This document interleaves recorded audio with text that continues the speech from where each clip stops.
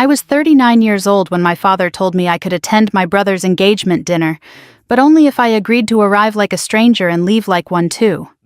He did not raise his voice. He did not threaten me. He said it in the same tone people use to discuss seating cards or wine pairings. My brother's future in-laws were federal judges, he reminded me. Important people, refined people. And if anyone asked, I was not to say I was his sister. I was to keep things simple, sit in the back, smile politely, 'cause no confusion. What none of them understood was that the man they were so desperate to impress would know exactly who I was the second he saw my face. My name is Eleanor Whitman, though almost everyone who mattered in my adult life called me Nora. I was a captain in the United States Army, and I had learned long ago that humiliation is often delivered in the gentlest voice. It rarely arrives looking violent. More often it comes dressed as practicality, as discretion, as family harmony. The ugliest things people do are usually the ones they can explain in complete sentences without ever once sounding cruel. My father proved that on a Tuesday evening while I was still at my desk. The office had gone mostly quiet by then. There was a low hum from the vent overhead, the smell of stale coffee somewhere down the hall, and a stack of briefing folders waiting for me to review before morning. I remember the exact shape of the light on the desk when my phone lit up. My brother Daniel's name appeared first. For one second I assumed it was some ordinary update about the dinner, a change in time, a request to bring something, another of those small family instructions that always seemed to find me at the end of a long day when my defenses were thinner than they should have been. I opened the message and read it once. Then I read it again. Hey, just keeping this easy for Friday. Emily's parents are both federal judges, and Dad thinks it would be better if we don't get into the whole family dynamic. So please don't mention you're my sister unless it somehow comes up directly. No need to make the night awkward. They've got a small table in the back for a few extra guests. Appreciate you understanding. There are insults so cleanly phrased they do not feel real at first. They feel edited, rehearsed, like something discussed by multiple people before it was handed to you. I stared at the screen until it dimmed in my hand. Then, as if the timing had been arranged, my phone rang. It was my mother. I almost let it go to voicemail, but that would only have delayed what I already knew was coming. I answered and leaned back in my chair, looking through the narrow office window at the dark parking lot outside.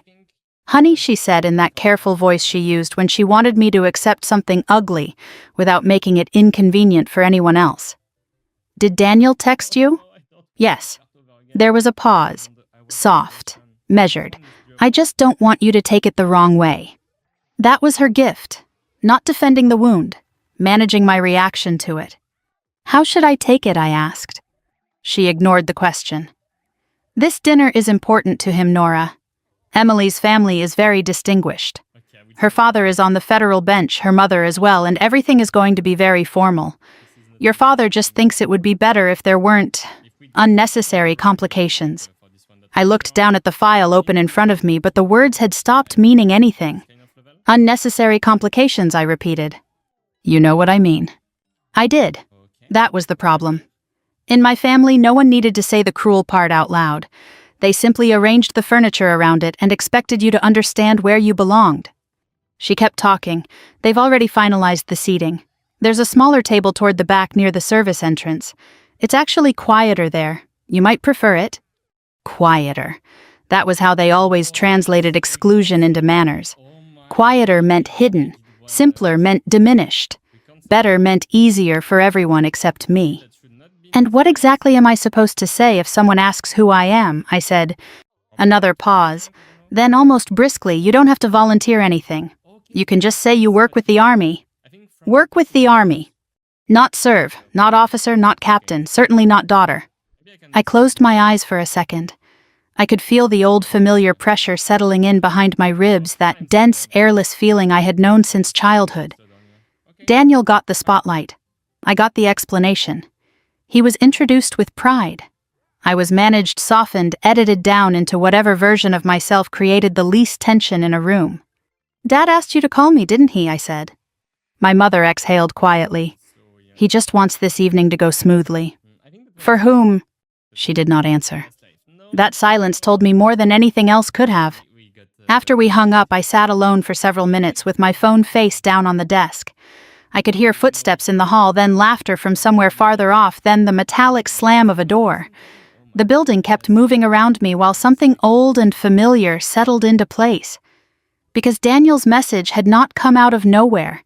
It came from a lifetime of being treated like the part of the family story that never fit the polished version they wanted to tell in public.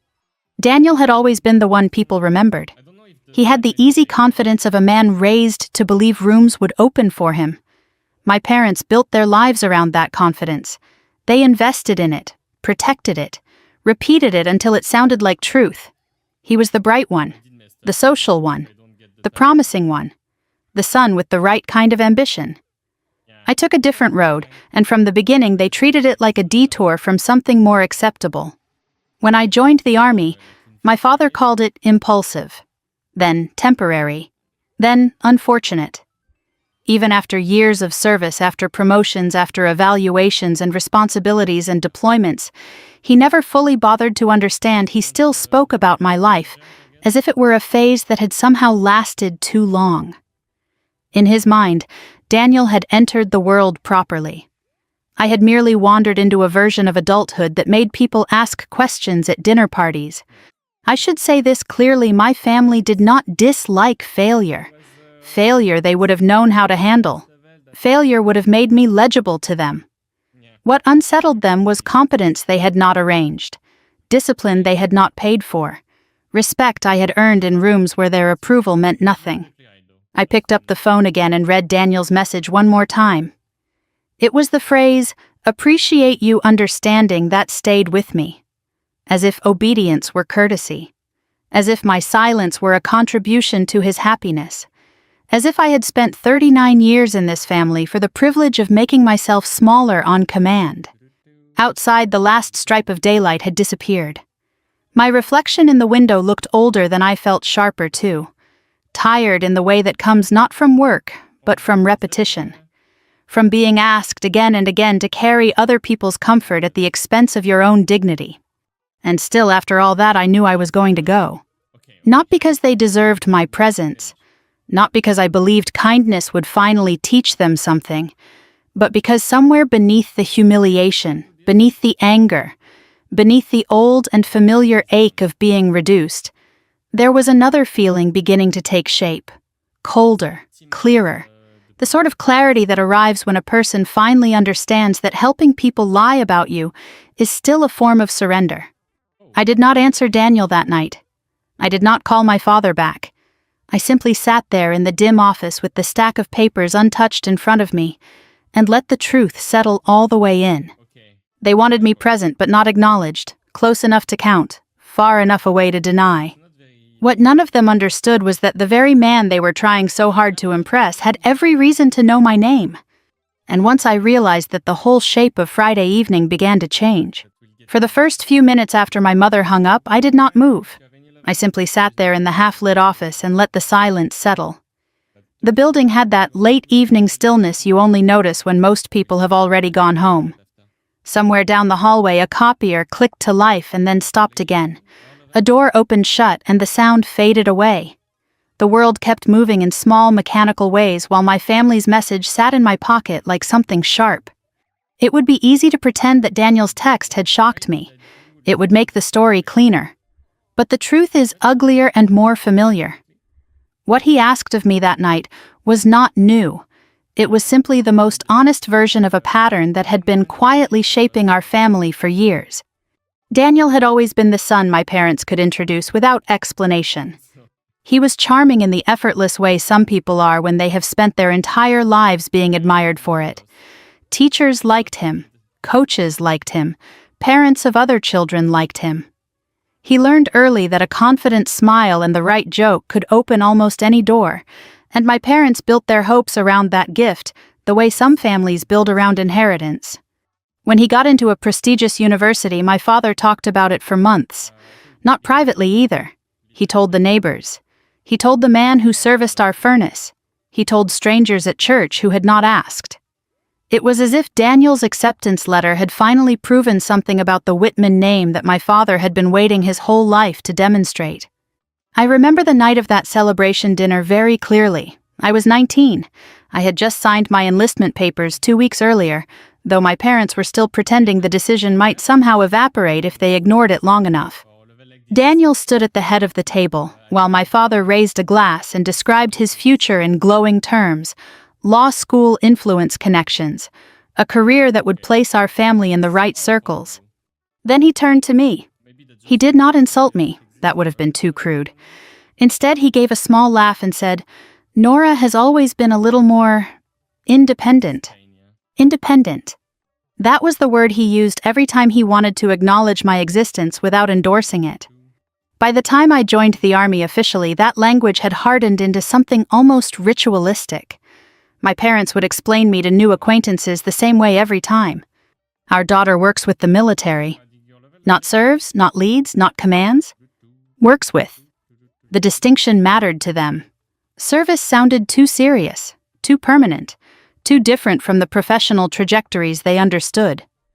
Works with the military suggested something temporary and administrative, something that could still fit neatly into the story they preferred. Over time, I stopped correcting them. Partly because arguing never changed anything, but mostly because my real life existed in a world that had nothing to do with their approval. In the army, people did not care whether your father liked your career choices. They cared whether you could be trusted, whether you showed up when things got difficult, whether the people under your command felt safer because you were standing there instead of someone else. Respect in that environment had a very different texture. It was quieter, harder, real. That was where I built my life.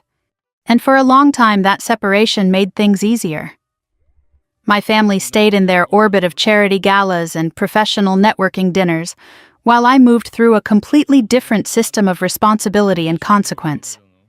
When we saw each other on holidays, the conversations stayed shallow enough that everyone could pretend the distance was simply logistical. But Daniel's engagement had changed something. Emily Carter came from exactly the kind of family my father had always admired from a distance. Both her parents sat on the federal bench. Her mother had served as a respected prosecutor before her appointment. Her father, Judge Benjamin Carter, had built a reputation that extended well beyond the courtroom. Articles had been written about him. Law schools invited him to speak. His name appeared in the kind of publications my father read carefully and quoted often. When Daniel first mentioned the relationship, my mother sounded almost giddy. "They're such an accomplished family," she said over the phone one Sunday afternoon. "Your father is very impressed." I remember standing on the balcony outside my apartment that day, watching a helicopter pass low over the river, while she talked about Emily's background like it was a rare antique Daniel had somehow managed to acquire. I asked one simple question. "Does Emily know about me?"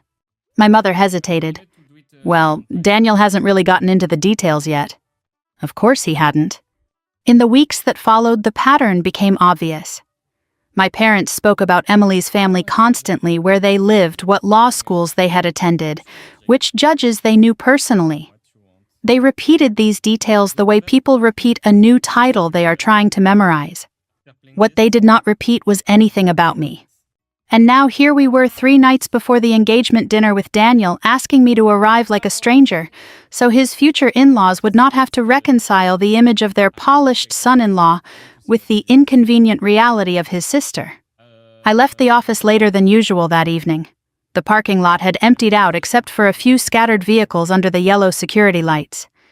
The air smelled faintly of rain, and the pavement still held the warmth of the day. When I reached my car, I sat behind the wheel for a minute before starting the engine.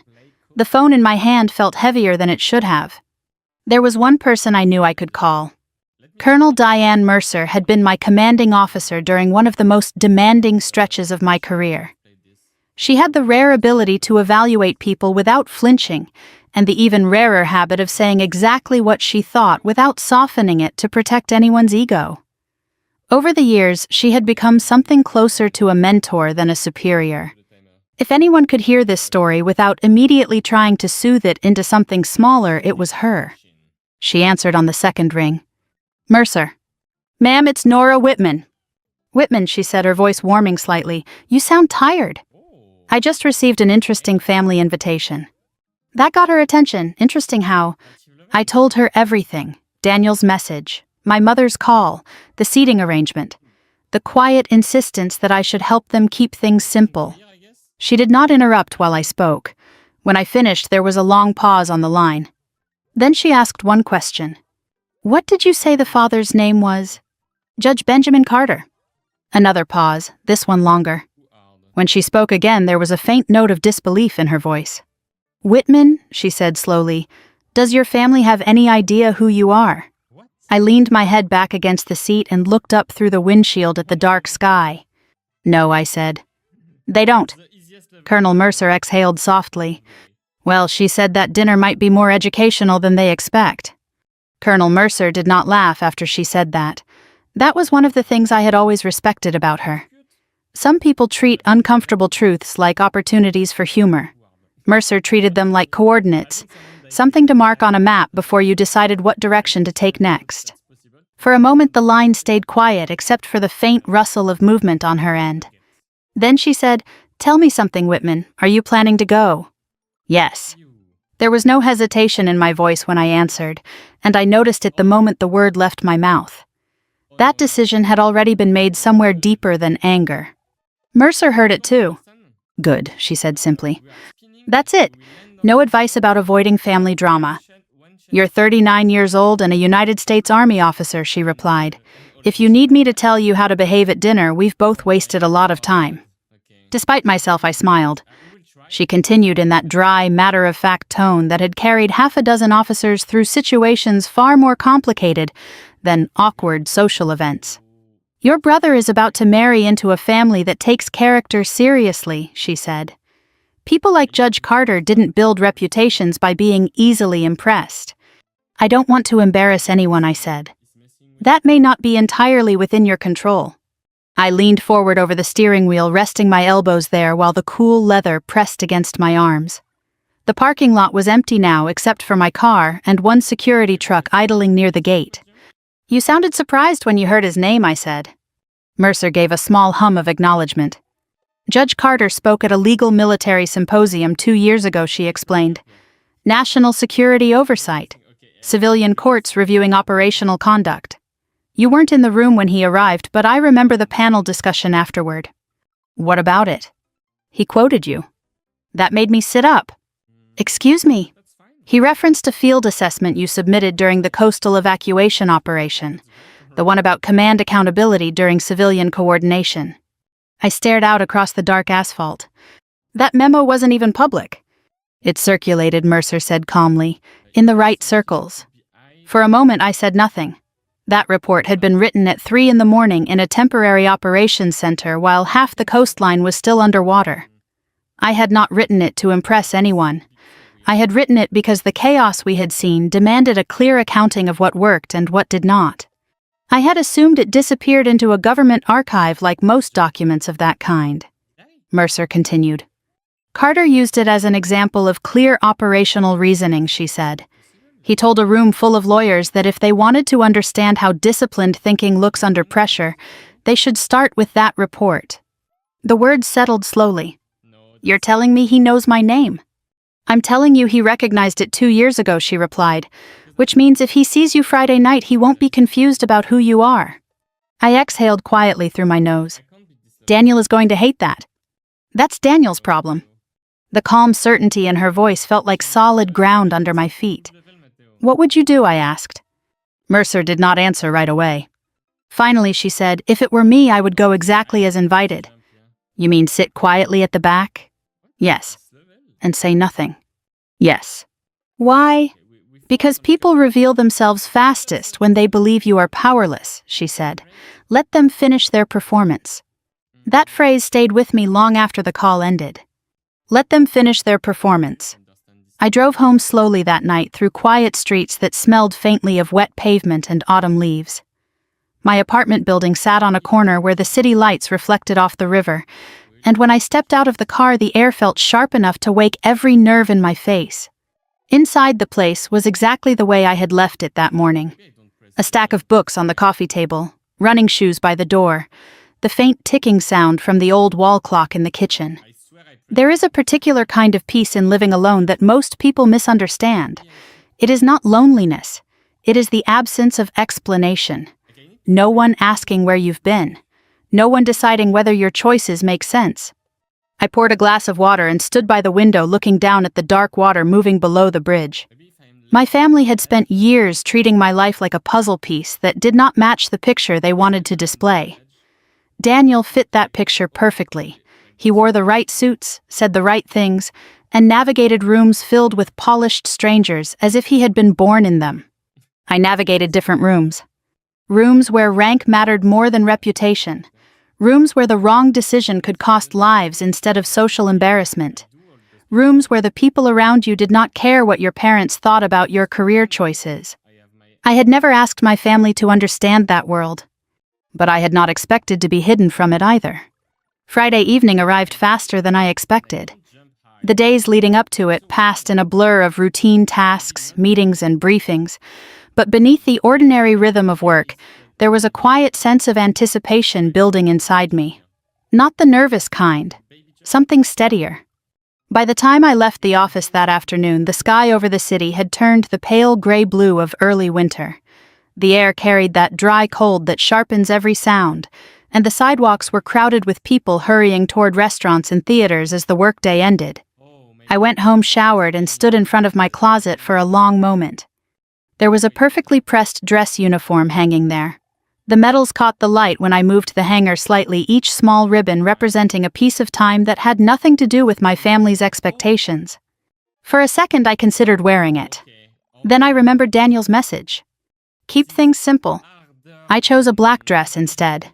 Clean lines, nothing flashy, understated heels, the sort of quiet elegance that disappears easily into a room full of expensive people.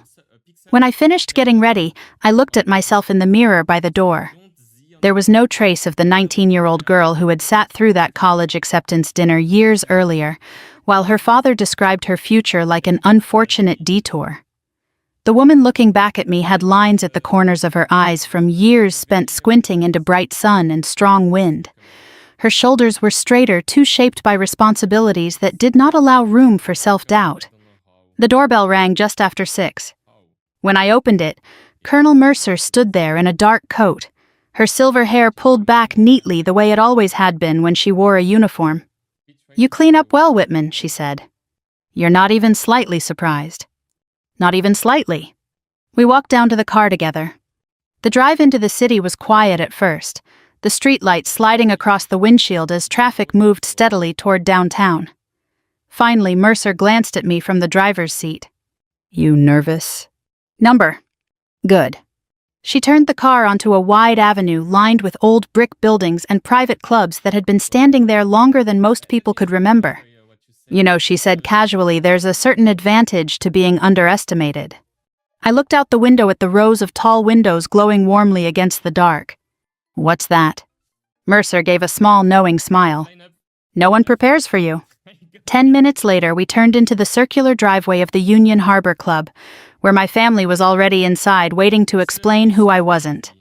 The Union Harbor Club was exactly the kind of place my father admired. Old brick-polished brass, and a quiet confidence that suggested money had been moving through those rooms for longer than anyone needed to mention. The building sat on the edge of the harbor, its tall windows reflecting the dark water beyond the streetlights. When Mercer pulled the car under the front awning, a doorman in a navy coat stepped forward with the practiced ease of someone who had opened thousands of doors without ever appearing rushed. I stepped out into the cold air and looked up at the building for a moment.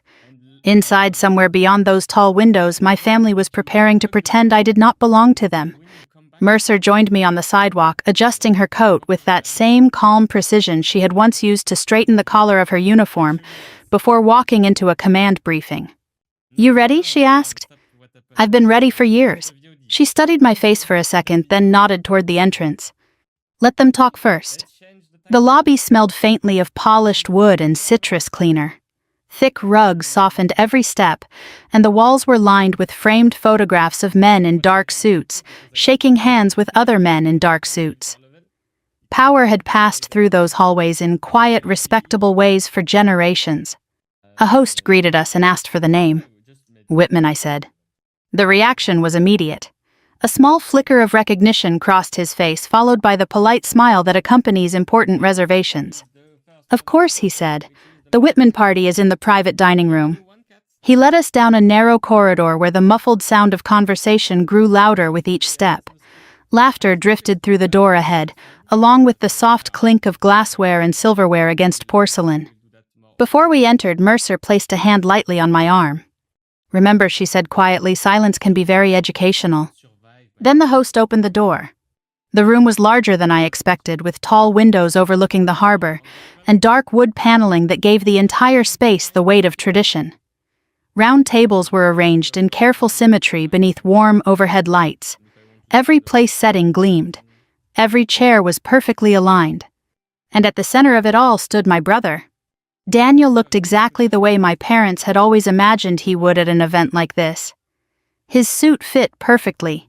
His hair was trimmed with the careful attention of someone who had spent the afternoon in a good barber's chair, and the confident smile on his face was already directed toward the people whose approval mattered most to him. Beside him stood Emily Carter. She was elegant in the quiet way that comes from a lifetime of being comfortable in formal rooms. Her dress was simple but expensive, and she carried herself with the poised calm of someone raised among people who expected to be listened to. When she laughed at something, my father said the sound carried easily across the room. My parents stood near them both. My mother's smile was stretched just a little too wide, the way it always was when she wanted everything to look perfect at once. My father had one hand resting lightly against the back of Daniel's chair, as if claiming a small piece of the moment for himself. They had not noticed me yet. For a few seconds, Mercer and I stood quietly near the entrance, watching the room the same way you watch a stage before the actors realize the audience has arrived. Then Daniel turned. The color drained from his face so quickly it would have been funny in another context. He recovered almost immediately, of course. Daniel had spent his entire life learning how to correct a misstep before anyone else could see it. He crossed the room toward us with quick, controlled steps, his smile already back in place by the time he reached us. "You made it," he said under his breath. I said I would. His eyes flicked briefly to Mercer. "And you brought—" "Colonel Diane Mercer," she said, extending a hand before he could finish the question. "Retired." Daniel shook it automatically, though I could see the calculation behind his eyes. He did not recognize her, but he recognized the weight of the title. "Of course," he said. "Welcome." He turned back to me, lowering his voice even further. "You're a little early." "I'm on time." His jaw tightened for a fraction of a second. "Well," he said, forcing a small laugh, "we're still getting everyone settled. Let's just keep things simple tonight, okay?" The word landed exactly the way it had in his message. Simple. Before I could respond, Emily appeared beside him, graceful and composed. "Daniel," she said warmly, "aren't you going to introduce me?" He hesitated. The moment was brief, no longer than the pause between breaths, but I felt it clearly. A tiny calculation about how to present me. "This is Nora," he said finally. "She works with the army." Works with. The phrase hung in the air between us. Emily smiled politely and extended her hand. "It's lovely to meet you." "Likewise," I said. Her grip was firm and warm. She had no idea she had just been introduced to the one person in the room her fiancé was most eager to keep invisible. My mother approached next. "Nora," she said, kissing the air beside my cheek. "We're so glad you could make it." Her eyes moved quickly across my dress, my hair, my posture, checking for anything that might attract attention. Apparently satisfied, she lowered her voice. "We saved you a seat in the back," she added. "It's quieter there." Quieter. I followed her gaze across the room. Near the far wall, beside a narrow door used by the serving staff, stood a small table with only 3 chairs.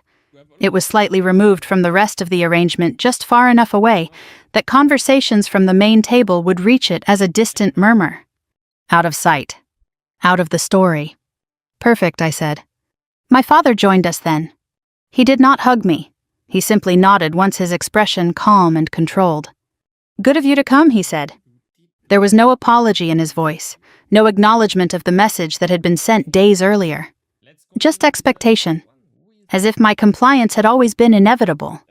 A server approached with a tray of champagne flutes, offering them to the guests near the entrance. Mercer accepted one, though I noticed she did not drink from it. Daniel glanced again toward the back table. "You'll be comfortable there," he said. "It's quieter." I held his gaze for a moment longer than necessary. "I'm sure it is." Mercer and I crossed the room together. As I sat down at the small table near the service door, I folded my hands lightly in my lap and looked out across the dining room. From this angle, I could see everything: my brother's careful laughter, my father's eager posture, my mother's watchful eyes scanning the faces of the Carters for approval. And at the center of it all, seated beside Emily, was the man they had spent weeks trying to impress. Judge Benjamin Carter. He was older than I expected, with silver hair and the quiet stillness of someone accustomed to being listened to without raising his voice. While the rest of the table spoke animatedly, he said little. He simply observed. Then a few minutes later he stood. One of the servers handed him a tray of champagne flutes, and he began making his way around the room the way hosts sometimes do in formal gatherings, offering drinks personally to each table before the meal began. My brother watched him with open admiration. To Daniel, this small gesture was already becoming a story he would repeat for years. The night the distinguished judge personally welcomed him into the family, Judge Carter moved from table to table, exchanging polite greetings, shaking hands, listening more than he spoke. Then gradually his path turned toward the back of the room. Toward my table. Toward the service door. Toward the quiet corner where my family had decided it would be safest for me to sit. From where I sat, I could watch Judge Carter move slowly across the room. He carried the tray of champagne with the ease of someone accustomed to hosting formal gatherings. Each stop along the way was brief, an exchange of a few polite words, a quiet laugh, the soft clink of glass as someone accepted a drink. He listened more than he spoke, and people leaned slightly toward him when they did, as if the center of gravity in the room shifted in whatever direction he happened to face. My brother followed him with his eyes like a man watching the future walk around the room. I could almost hear the story Daniel was already preparing to tell later.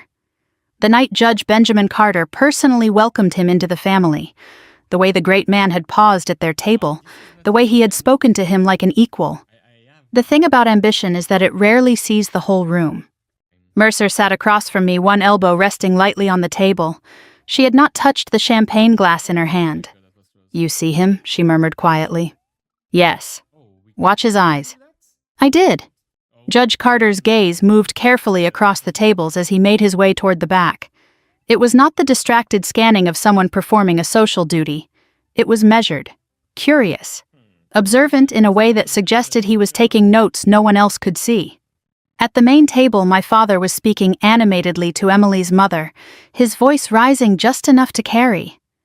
Daniel laughed at something Emily said, a little louder than necessary. My mother leaned forward attentively, as though the entire evening depended on her ability to maintain the right tone of conversation. None of them were looking in my direction. That had been the point. By the time Judge Carter reached the final row of tables, only one stop remained. Mine. I could hear the faint hum of the service corridor behind me. The door opened briefly as a waiter stepped through carrying a tray of bread baskets, then closed again with a soft click. Judge Carter turned the last few steps toward my table. From the main table, Daniel's attention had shifted elsewhere. My parents were focused entirely on their conversation with Emily's mother. To them, I was exactly where they had intended me to be. Quiet.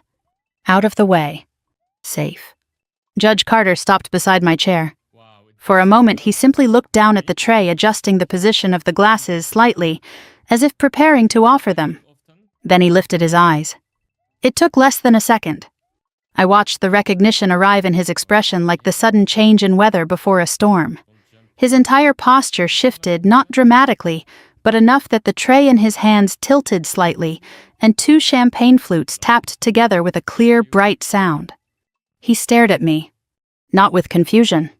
Not with the polite uncertainty of someone trying to place a face. With unmistakable recognition. The tray lowered slowly to the corner of my table. And then he straightened. When he spoke, his voice carried farther than he probably intended. "Ma'am, Captain Whitman." The room changed instantly. It was not loud. No one gasped, no one shouted. But conversation across the dining room faltered in the subtle way that trained social spaces always do when something unexpected happens. Heads turned gradually, then more quickly as the silence spread. I stood automatically. Military habit. Respect offered to someone who had addressed me directly. Judge Carter reached out and shook my hand with both of his. I did not realize you were here tonight, he said. His tone was warm, almost surprised. It's an honor to see you again. By then, every face at the main table had turned toward us. My brother's expression froze first. Then my mother's smile faltered. My father rose halfway out of his chair before he seemed to remember himself and stopped. Emily looked from me to her father with open confusion. I could feel the attention of the entire room settling in our direction. I'm glad to see you again as well, sir, I said evenly. Judge Carter studied my face with the thoughtful calm of a man confirming something he had already suspected. I quoted your coastal evacuation report during a symposium in Washington, he said. One of the clearest analyses of command responsibility I've read in years. At the main table, my father blinked. My brother looked as though someone had suddenly rearranged the floor beneath his feet. I wasn't aware it had circulated that widely, I replied. Oh, it circulated, Carter said with a faint smile. 2 of my clerks still argue about one of your conclusions. He turned slightly toward Mercer. And you must be Colonel Mercer. Mercer stood smoothly beside me. Retired, Your Honor. Of course, he said. Your reputation precedes you as well.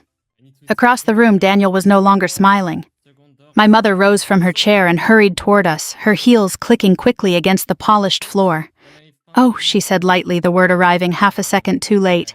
You've already met Nora. Judge Carter glanced toward her, polite but unmoved. Yes, he said, we have. My father followed more slowly, his expression tightening with every step. Emily came with them, her confusion now sharpened into curiosity. This is Captain Whitman Carter, continued calmly gesturing toward me.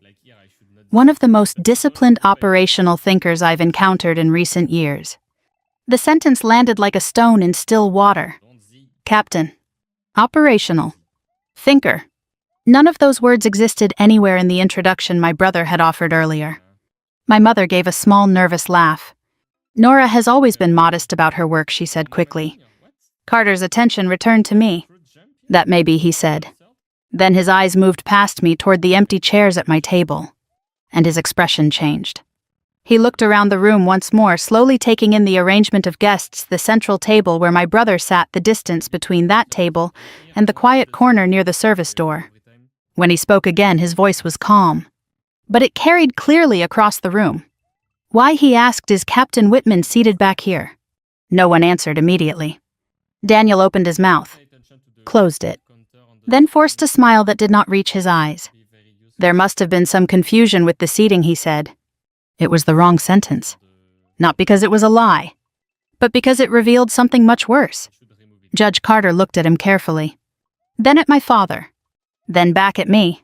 And in that moment I saw something shift behind his eyes, the quiet calculation of a man who had spent his entire career recognizing the difference between coincidence and intention. For a moment no one spoke. The silence that settled over the room was not chaotic. It was controlled, almost professional, the kind that spreads through formal spaces, when people sense that something important is unfolding and instinctively step back to watch it happen. Judge Carter remained seated at my table. That decision alone changed the entire balance of the evening. He did not return to the main table where his daughter and future son-in-law waited.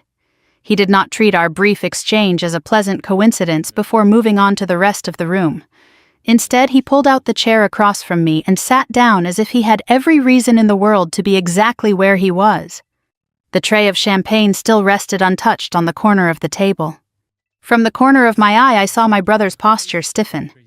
Daniel had spent his whole life understanding rooms, reading them, controlling them. But this room was no longer moving according to his script. Judge Carter rested one hand lightly on the table. I asked a simple question, he said calmly.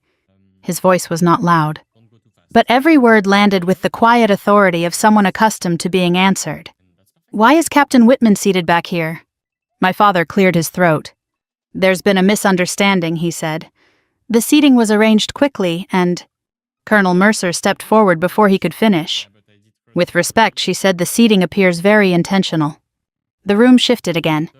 My mother's eyes flashed briefly toward Mercer, irritation flickering behind the polite smile she had been trying to maintain all evening. Judge Carter turned toward her. Mrs. Whitman, he said gently, did you arrange the seating? She hesitated. That hesitation was small. But in a room full of observant people, it might as well have been a confession. We simply wanted the evening to go smoothly, she said finally. The phrase sounded familiar. I had heard it earlier in the week from her over the phone. Judge Carter considered that answer for a moment. Smoothly, he repeated. Then his attention shifted to my brother. Daniel stood near the main table, one hand gripping the back of a chair as if it were the only solid object left in the room. It's really nothing, he said quickly. Nora doesn't care where she sits. She prefers quieter spaces anyway. There it was.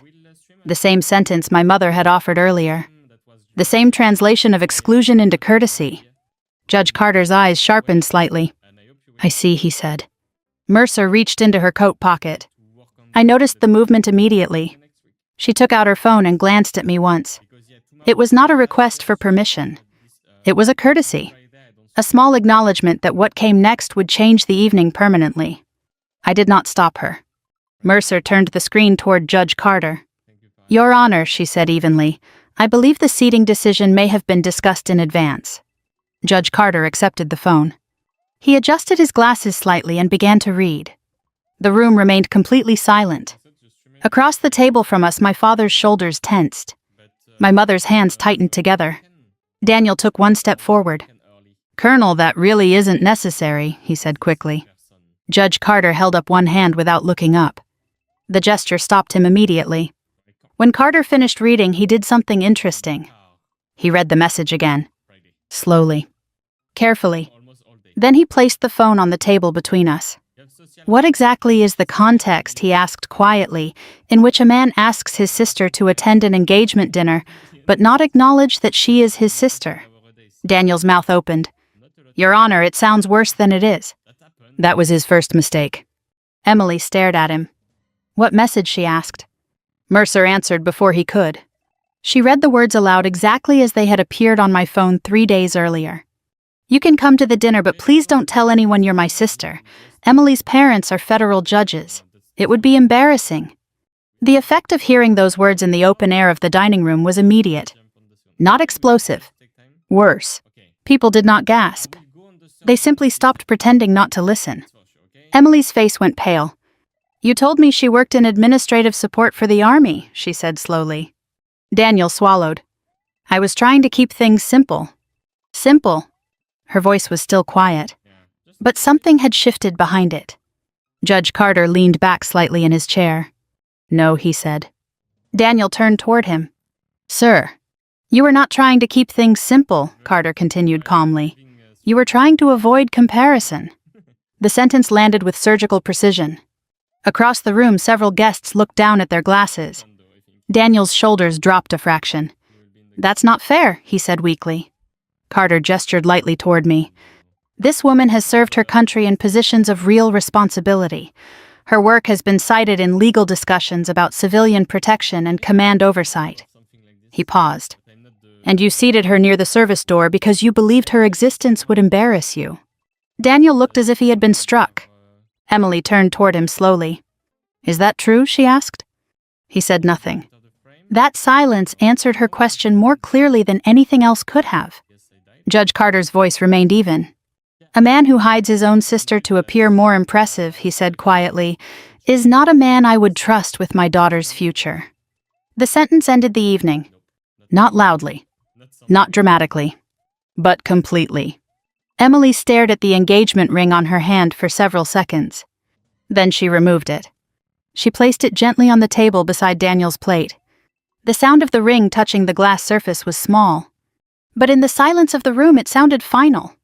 Daniel's face drained of color. Emily, wait, he said urgently. She stepped back from him. You didn't just lie to me, she said quietly. You lied about the kind of person you are. Then she turned and walked toward the door beside her parents. Daniel's eyes followed her in stunned disbelief. For the first time in his life, the room was no longer bending around him. For a few seconds after Emily walked away, my brother did not move. He stood there staring at the empty chair she had left behind, as if the entire room had suddenly shifted into a language he did not understand. His hand was still resting on the back of the chair beside him, fingers tightening slowly against the polished wood. My mother was the first to speak. "This is all a misunderstanding," she said quickly. Her voice had lost the smooth confidence it carried earlier in the evening. Now it sounded thin, strained, the voice of someone trying desperately to glue together a story that had already shattered. "Daniel didn't mean it the way it sounded," she continued.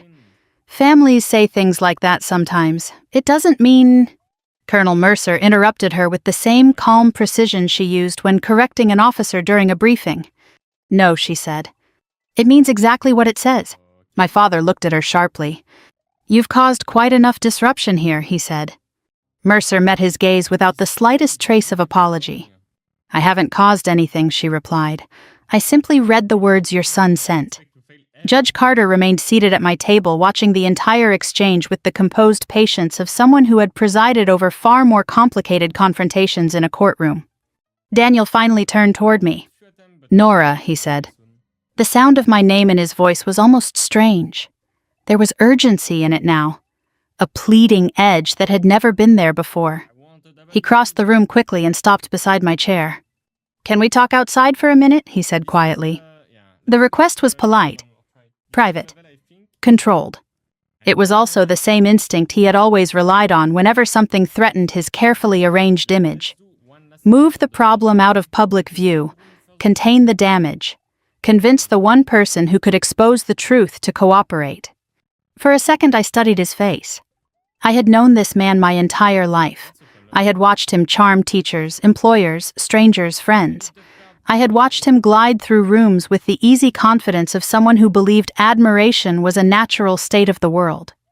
And now for the first time I could see fear behind that confidence. Not fear because he understood what he had done. Fear because the room had stopped rewarding him for it. "No," I said. The word landed softly, but it carried clearly across the quiet dining room. Daniel blinked. "What?" "You were comfortable humiliating me in front of a room full of strangers," I said calmly. "You can hear my answer in front of them, too." Several people at nearby tables looked down quickly, suddenly fascinated by their glasses and plates. Wealthy rooms are very good at pretending not to witness things that make them uncomfortable. But no one left. Daniel flinched slightly. "That's not what I was doing," he said quickly. "I was just trying to control the story." Mercer finished for him. Judge Carter rose slowly from his chair. The movement was quiet but unmistakable. When he stood, the entire atmosphere of the room shifted with him. He looked first at Daniel, then at my parents, then finally at me.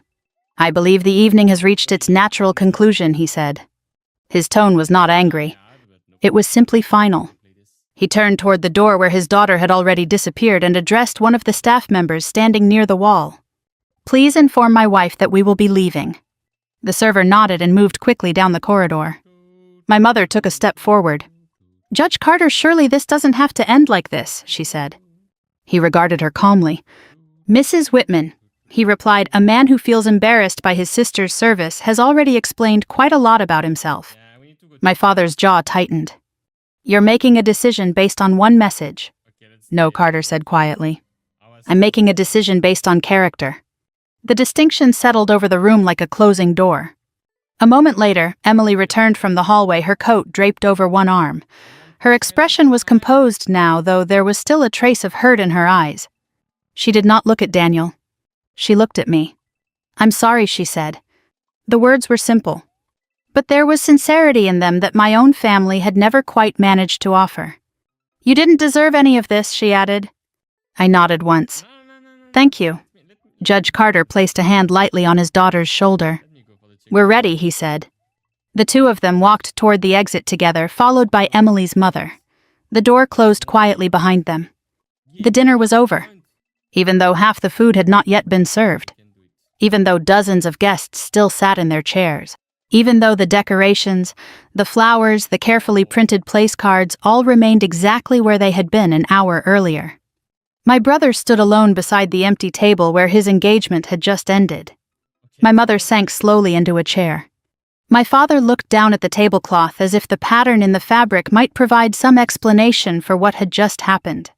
For several seconds no one spoke. Then Daniel said my name again. "Nora." The word was softer now, almost childlike. I stood. Mercer rose beside me. I picked up my bag from the back of the chair and looked at my brother one last time. "There's nothing left to discuss," I said. "Not tonight. Not privately. Not after years of being useful only when I agreed to stay small." We walked toward the door together. I could feel the eyes of the entire room following us, but for the first time in my life that attention did not feel like judgment. It felt like correction. Outside, the night air was cold enough to clear the last heat from my face. Mercer waited until we reached the curb before speaking. "You all right?" she asked. I looked back through the tall windows of the dining room. Inside, my brother still stood exactly where I had left him, surrounded by the quiet ruins of the evening he had spent months planning. Then I turned away. "I am now," I said. The weeks that followed unfolded exactly the way rooms like that always do. Stories travel quickly through quiet circles of influence, not because people intend cruelty, but because character revealed in public has a way of becoming conversation. Daniel's engagement did not recover. His carefully built professional reputation began to fracture as well. Not dramatically at first, just small questions, quiet doubts, the kind that accumulate slowly until the image a person has been selling no longer feels trustworthy. My parents tried to repair the situation in the only way they knew how. They rewrote the story. My mother sent a long email about forgiveness and family unity. My father left several messages explaining that I had always been the stronger one and should know when to let things go. I read the first few sentences of the email.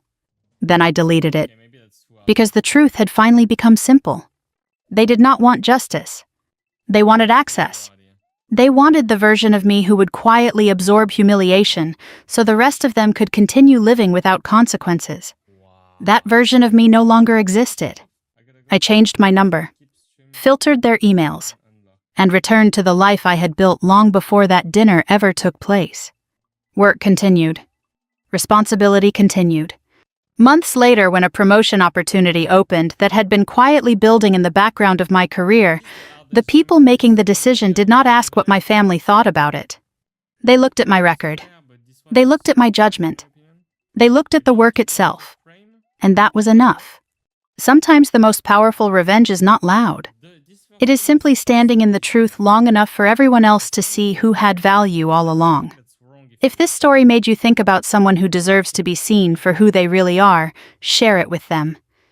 And if you've ever had to walk away from people who only welcomed you when you agreed to stay small, I'd like to hear where you're watching from tonight. Leave a comment below and let me know your story.